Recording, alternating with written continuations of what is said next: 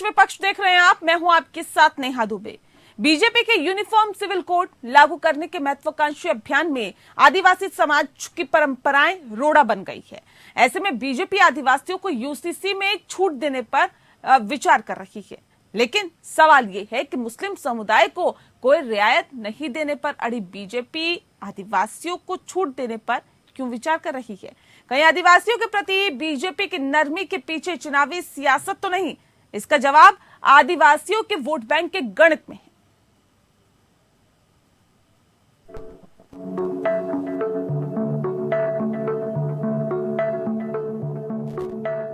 UCC में आदिवासियों का क्या होगा? यूसीसी की राह में रोड़ा बनेंगी आदिवासियों की परंपराएं। आदिवासियों की परंपराएं टूटी तो बढ़ेगी नाराजगी। नाराज आदिवासी बिगाड़ सकते हैं बीजेपी का चुनावी खेल। दरअसल आदिवासी परंपराएं और वोट बैंक के बीच फंस रहा है बीजेपी का मिशन 2024। आदिवासियों का मानना है कि यूसीसी आने के बाद उनका अस्तित्व खतरे में पड़ जाएगा। आदिवासी यानी अनुसूचित जनजातियों की अपनी अलग पहचान है और इनके अपने अनोखे पारंपरिक नियम हैं, जिससे यह अपने समाज पर शासन करते हैं। अगर यूनिफॉर्म सिविल कोड में आदिवासियों को भी शामिल किया गया तो इनकी जीवन शैली पर इसका बहुत बुरा प्रभाव पड़ सकता है। दरअसल यूनिफॉर्म सिविल कोड में जन्म, शादी, तलाक और संपत्ति को लेकर सभी धर्मों के लिए एक जैसा कानून बनाने का प्रस्ताव है, लेकिन आदिवासी लोगों के सभी रीति रिवाज और परंपराएं धर्मों से अलग होती हैं। आदिवासी समाज में पुरुष एक महिला के अलावा कई महिलाओं के साथ भी शादी के बंधन में बंध सकता है। इसी तरह महिलाएं भी एक से ज्यादा पुरुष के साथ शादी कर सकती हैं। सिर्फ शादी ही नहीं बल्कि संपत्ति को लेकर भी आदिवासियों की अलग परंपराएं हैं। मेघालय के आदिवासी लोग अपनी संपत्ति विरासत के तौर पर अपनी सबसे छोटी बेटी को दे देते हैं। जानकारों का मानना है कि यूनिफॉर्म सिविल कोड लागू हुआ तो यह आदिवासियों की सदियों से चली आ रही अनोखी परंपराओं को प्रभावित करेगा, जिसकी वजह से परिणाम स्वरूप आदिवासियों के अस्तित्व और पहचान पर खतरा मंडराने लगेगा। लेकिन यूसीसी तो बीजेपी का चुनावी एजेंडा है। बीजेपी ने अपने घोषणा पत्र में इसे सरकार बनने पर लागू करने का वादा किया है। जम्मू कश्मीर से अनुच्छेद 370 हट चुका है। राम मंदिर भी तेज रफ्तार से बन रहा है। ऐसे में यूसीसी ही वो मुद्दा है जो अभी तक अधूरा है, लेकिन इसका बड़े पैमाने पर विरोध हो रहा है। मुस्लिमों के साथ साथ आदिवासी समुदाय भी इसका विरोध कर रहे हैं। वैसे तो मुस्लिम समुदाय के विरोध की बीजेपी को पहले से ही आशंका थी और वो इसके लिए तैयार भी थी, लेकिन आदिवासियों का विरोध बीजेपी के लिए चिंता का सबब बन गया है। यही वजह है कि कानून मंत्रालय की संसदीय समिति की 3 जुलाई को हुई अहम बैठक में संसदीय पैनल के अध्यक्ष और भाजपा सांसद सुशील मोदी ने पूर्वोत्तर समेत देश भर के आदिवासियों को समान नागरिक संहिता के दायरे से बाहर रखने की वकालत की और कहा कि सभी कानूनों में अपवाद है। लेकिन क्या बीजेपी सिर्फ विरोध की वजह से यूनिफॉर्म सिविल कोड में आदिवासियों को शामिल नहीं करना चाहती, या फिर चुनावी राजनीति इसके आड़े आ रही है? वोट बैंक के लिहाज से देखें तो आदिवासी वोट बैंक बीजेपी के लिए बड़ा मायने रखता है। देश में 705 आदिवासी समुदाय हैं, जो देश में एसटी के रूप में लिस्टेड हैं। 2011 की जनगणना के अनुसार इनकी आबादी 10.43 करोड़ के करीब है। यह देश की कुल आबादी का 8% से भी ज्यादा है। देश में लोकसभा की कुल 543 सीटों में से 62 लोकसभा सीटों पर आदिवासी समुदाय का प्रभाव है। वहीं 47 सीटें एसटी वर्ग के लिए रिजर्व यानी आरक्षित हैं। बीजेपी ने 2019 के लोकसभा चुनाव में 47 में से 31 रिजर्व सीटें जीती थी। वहीं कांग्रेस के पास सिर्फ 4 सीटें मिली थी। ऐसे में बीजेपी 2024 के लोकसभा चुनाव के पहले आदिवासियों को यूनिफॉर्म सिविल कोड में शामिल करके कोई सियासी रिस्क नहीं लेना चाहती। वहीं इस साल के अंत में मध्य प्रदेश, छत्तीसगढ़ और राजस्थान में विधानसभा चुनाव होने हैं, जहां आदिवासी वोटरों का वोट काफी निर्णायक है। साफ है बीजेपी लोकसभा चुनाव और इन 3 राज्यों में विधानसभा चुनाव से पहले आदिवासियों को नाराज नहीं करना चाहती है। ऐसे में तो सवाल यही है कि आखिर यूसीसी में आदिवासियों का क्या होगा? Bureau report, APN.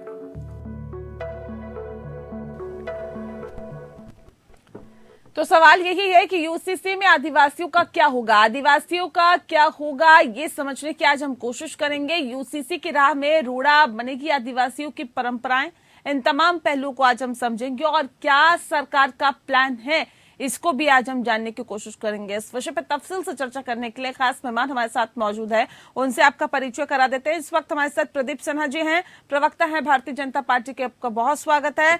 हमारे साथ अमूल्य नीरज खलगो जी हैं जो कि प्रवक्ता है कांग्रेस पार्टी के। आपका भी बहुत स्वागत है।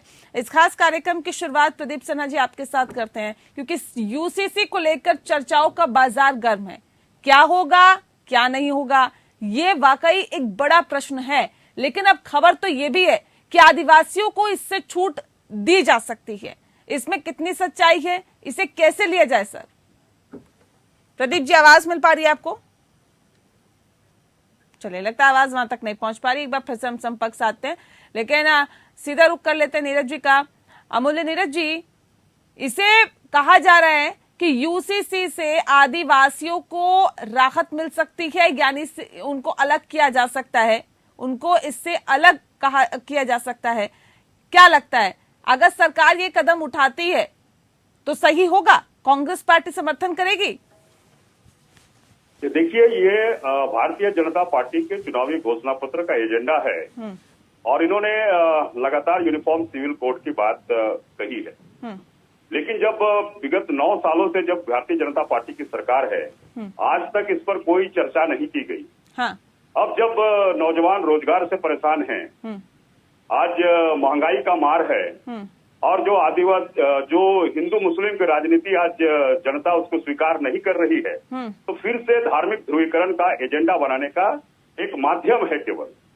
और मैं ये कहना चाहता हूं कि इसमें हिंदू मुस्लिम ही एजेंडा है, लेकिन इसमें सबसे ज्यादा अगर क्षति होगी तो आदिवासियों की होगी। और मैं कहना चाहता हूं कि भारतीय जनता पार्टी का कोई अध्ययन आदिवासियों को लेकर नहीं है, ये साफ प्रतीत होता है। क्योंकि आज आप आदिवासियों से इस विषय पर कभी भी आदिवासियों के सवालों को लेकर इस पर कोई गहन मंथन आपने नहीं किया। क्योंकि भारत देश के संविधान में आदिवासियों के लिए विशेष प्रावधान किए गए। नहीं तो कहते हैं हम तो सबका साथ सबका विकास और सबके विश्वास के साथ आगे बढ़ते हैं। ये तो कहते हैं देखिए हम आदिवासियों का खास ख्याल रखते हैं, आप लोग ही उनके अगेंस्ट खड़े होते हैं। ये कहते हैं देखिए राष्ट्रपति भी हमने बनवाया, आप लोग उसका भी विरोध करते रहे। और ये संविधान को नहीं मानने वाले लोग हैं, ये संविधान ही बदलना चाहते हैं। मैं संविधान की ही बात कर रहा हूँ। जिस देश के संविधान ने आदिवासियों को विशेष सुरक्षा प्रदान किया है, हाँ। आज उसी संविधान को बदलकर ये आदिवासियों के सुरक्षा कवच को हटाना चाहते हैं। इनका कोई अध्ययन आदिवासियों के कस्टमरी लॉज के बारे में इनको पता नहीं है।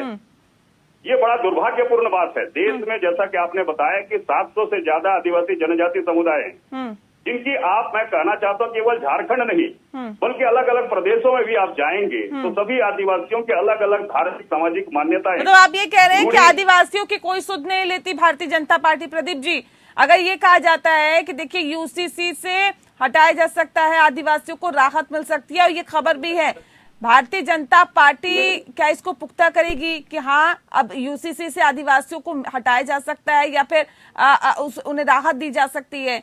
क्योंकि ये कहा जा रहा है, कितनी सच्चाई है इसके अंदर?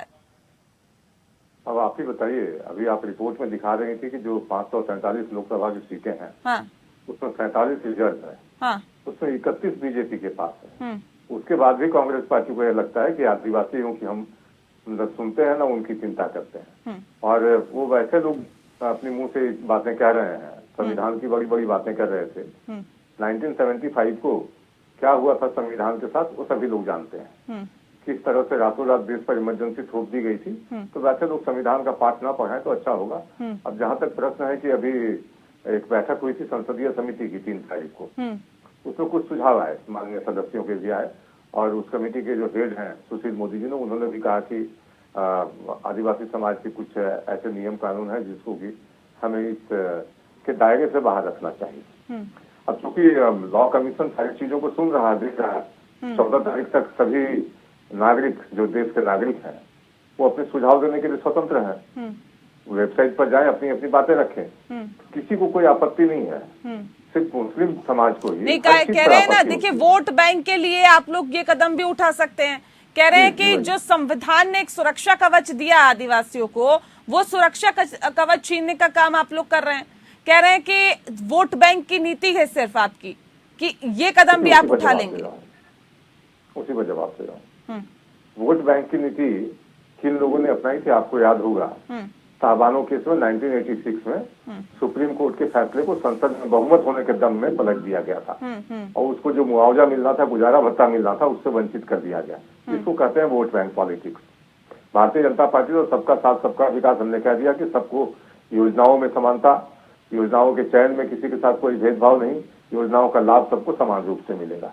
उसके बावजूद भी किसी ने अगर काले चश्मे लगा रखे हैं, उसको कुछ दिखता ही नहीं हो, सिर्फ अपनी ही बातें सही लगती हो और अनर्गल आरोप लगाना ही जिनकी आदत हो गई है, तो मैं समझता हूँ कि बहुत ज्यादा उनको सीरियसली लेने की आवश्यकता नहीं है। और जहां तक प्रश्न है, मैं बताऊं आपको कि यूनिफॉर्म सिविल कोड को लेकर जो चर्चा देश भर में चल रही है, सबसे ज्यादा आपत्ति जो माइनॉरिटी क्लास है, आप देखिए सिख भी माइनॉरिटी है, जैन भी माइनॉरिटी है, उसके अलावा पारसी है, यहूदी है और सभी प्रोग्रेसिव क्लास है। उनके समाज से कोई किसी तरह की आपत्ति नहीं आ रही है कि हमारे कस्टमरी लॉ या हमारे अधिकार वंचित हो जाएंगे। मुस्लिमों को हर चीज में परेशानी है।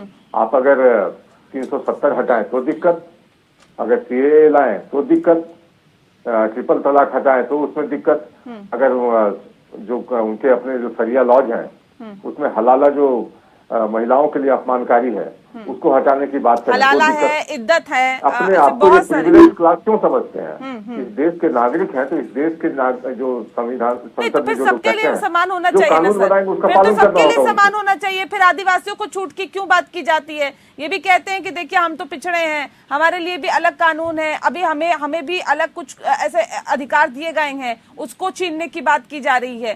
तो जब समान अगर कानून की बात की जा रही है तो फिर ये क्यों कहा जा रहा है कि देखिए आदिवासियों को इससे छूट दी जानी चाहिए? आपके ही नेता कह रहे हैं, सुशील मोदी कह रहे हैं आदिवासियों को छूट देने की उन्होंने मांग की है। मैंने पहले भी कहा कि हर व्यक्ति अपनी राय देने के लिए स्वतंत्र है, संसदीय समिति भी स्वतंत्र है और लोग राय दे भी रहे हैं। तो राय देने का अर्थ यह नहीं है, जैसे मुस्लिम पर्सनल लॉ बोर्ड ने भी राय दी है अपनी ओर से, तो राय देने का मतलब ये थोड़ी है कि उनकी पूरी बातें मान ली जाएंगी। जो उसमें उचित होगा उस पर निश्चित रूप से विचार करेंगे। ऐसी भी कोई हठधर्मिता नहीं है कि हम किसी के कानून कायदे में हम हस्तक्षेप करना चाहते हैं। ठीक है, सरकार संवेदनशील है और सरकार निश्चित रूप से उन सारी चीजों को ध्यान में रखेगी, किसी के अधिकार क्षेत्र में अतिक्रमण न हो। लेकिन जहां तक आपने गिनाया था कि जन्म, मृत्यु और उसके अलावे जो संपत्ति का अधिकार है, जो गोद लेने की प्रक्रिया है, विवाह कानून, वो सबके लिए समान होना चाहिए। ठीक है, उस दिशा में हम आगे बढ़े हैं और निश्चित रूप से लॉ कमीशन इन चीजों की सुनवाई करेगा। ठीक है, अगर ऐसा होता है अमूल्य नीरज जी, कांग्रेस पार्टी समर्थन करेगी? नहीं, देखिए हम जो जिस समय में इस बात को चर्चा में लाई गई है, इस पर हमारा सवाल है, क्योंकि 9 साल अब बीत गए हैं सरकार के, है ना? 9 साल बीत गए, जो बीत गए सर बीत गए। आप बताइए ना, इसमें बताइए, सवाल का जवाब दीजिए ना। 9 साल बीत गया। हेलो जी, हाँ, तो जब मैं वही कह रहा हूँ कि जब ये फिर चुनाव का वक्त आ रहा है तो फिर ध्रुवीकरण की राजनीति शुरू हो गई है। अब इनके पास कोई एजेंडा रहा नहीं। नारा था महंगाई का, नारा था रोजगार का, लोगों को झूठ बोलने का काम किए हैं ये लोग। तो अब इनके पास कोई एजेंडा बचा नहीं है। तो अब यूनिफॉर्म सिविल कोड के माध्यम से ये फिर से हिंदू मुस्लिम ध्रुवीकरण की बात कर रहे हैं। प्रदीप सिन्हा जी कह ही रहे हैं, इनको सबसे ज्यादा चिंता मुसलमानों की है। तो ये फिर से यहाँ हिंदू मुसलमान की राजनीति को करके ये ध्रुवीकरण की राजनीति करना चाह रहे हैं, लेकिन ये सब अब होने वाला नहीं है। कांग्रेस पार्टी अगर आदिवासी को अलग किया जाता है, ये फैसला लिया जाता है भारतीय जनता पार्टी की तरफ से, कांग्रेस पार्टी का क्या स्टैंड होगा, मैं ये जानना चाह रही हूँ। 9 साल हुए, 10 साल हुए, आपकी सरकार थी, आपने भी चलाया। आदिवासियों के बारे में कह ही चुका हूँ कि आदिवासियों के बारे बीजेपी को कोई समझ नहीं है। आदिवासियों के रूढ़िगत मान्यताओं के बारे ये जानते नहीं है। मैं वही कह रहा हूँ, केवल झारखंड नहीं बल्कि पूरे देश में आप अलग अलग जाएंगे, कई एक जैसा आपने बताया 700 से ज्यादा जनजातीय समुदाय हैं और इसी देश में 5th शेड्यूल के प्रावधान है, इसी देश में 6th शेड्यूल के भी प्रावधान है, आर्टिकल 371 का प्रोटेक्शन है। तो आप तमाम चीजों पर अगर अध्ययन करेंगे तो आप इस देश की विविधताओं को, और केवल आदिवासी नहीं बल्कि तो मतलब आप ये कह रहे हैं कि वोट बैंक की राजनीति है, वोट बैंक की राजनीति के लिए भारतीय जनता पार्टी ऐसा कर रही है। ठीक है, मैं रुक करूंगी। भारतीय जनता पार्टी के प्रवक्ता का भी हमारे साथ लगातार जुड़ा हुआ है। एक छोटा सा ब्रेक, उस परिचय करा देते हैं। इस वक्त हमारे साथ महेंद्र पाठक जी हैं, प्रदेश सचिव है भाकपा के, झारखंड से सीधे हमारे साथ जुड़ा हुआ है। महेंद्र जी, बहुत स्वागत है आपका। महेंद्र जी, जिस बात का जिक्र हो जी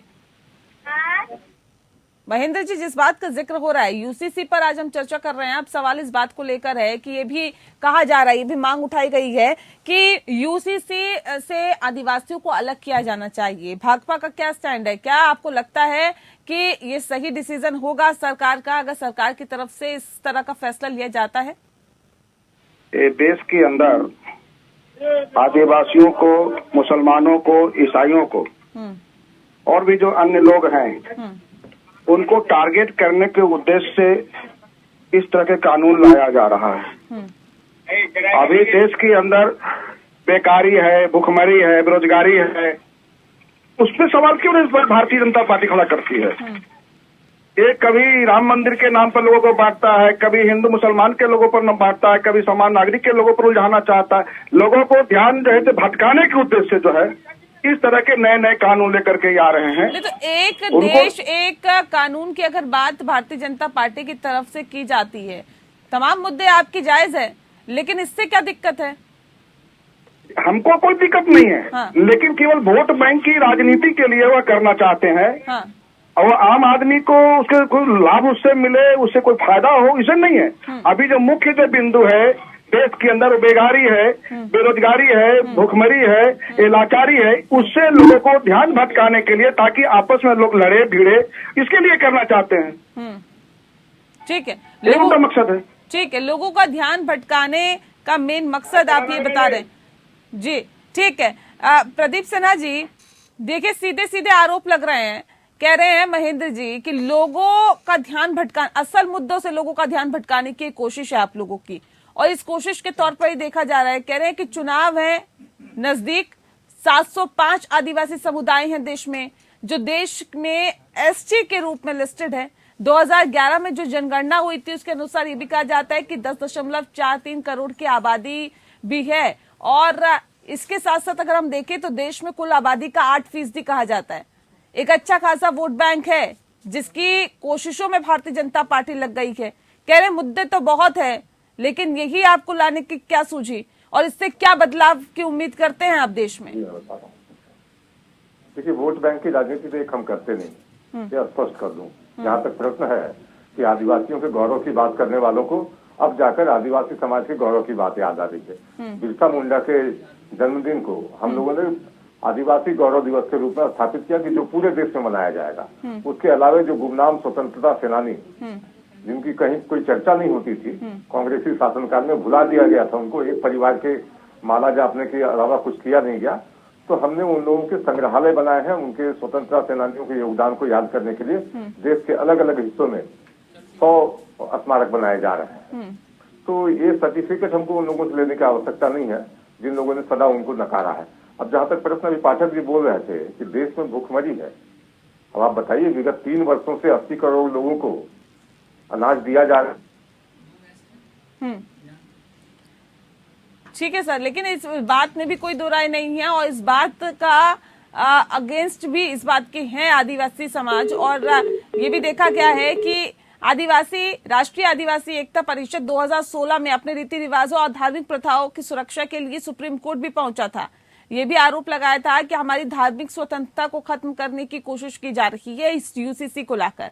आप कह रहे हैं कि देखिए हमसे बेहतर कोई नहीं है, कोई आदिवासियों के लिए नहीं सोचता, लेकिन ये तो सुप्रीम कोर्ट तक गए कि यूसीसी लागू ना किया जाए।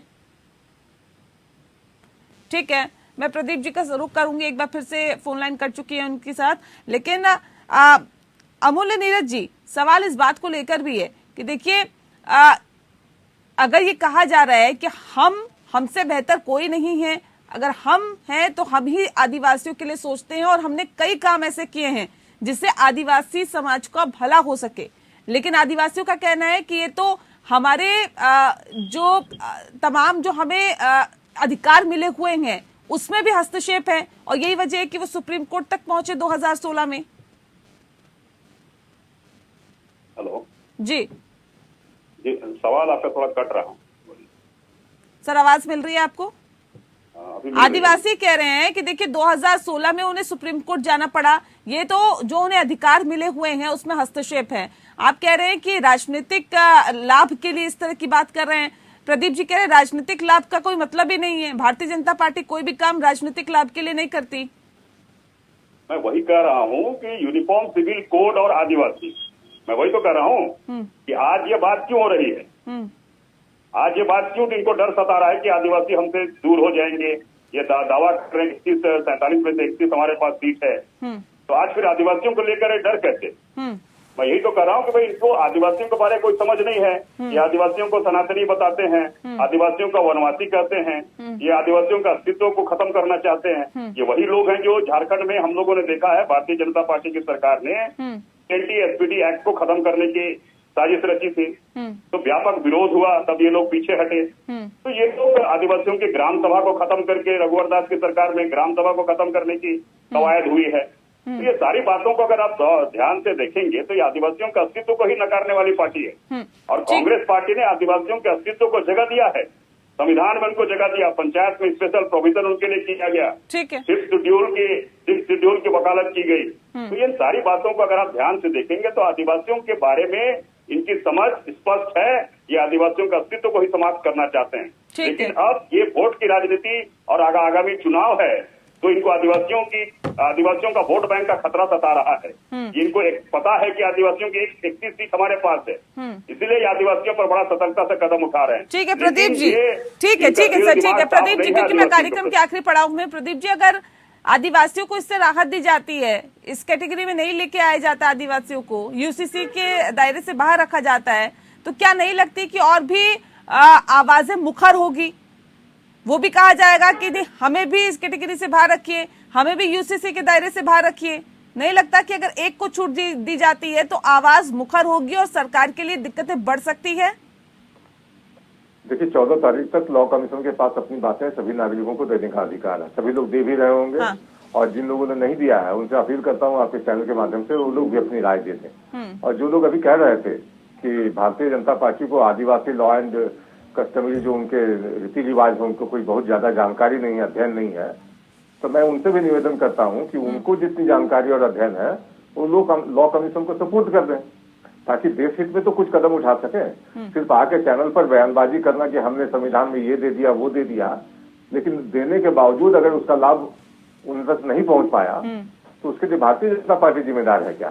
जिन लोगों ने 70 साल तक देश पर राज किया वो पूरी जिम्मेदारी से मुक्त होना चाहते हैं कि नहीं हम लोगों ने तो कुछ किया ही नहीं, सब कुछ अच्छा किया, लेकिन विगत 9 वर्षों में जब से नरेंद्र मोदी आए हैं सारी समस्याओं की जड़ बढ़ी है।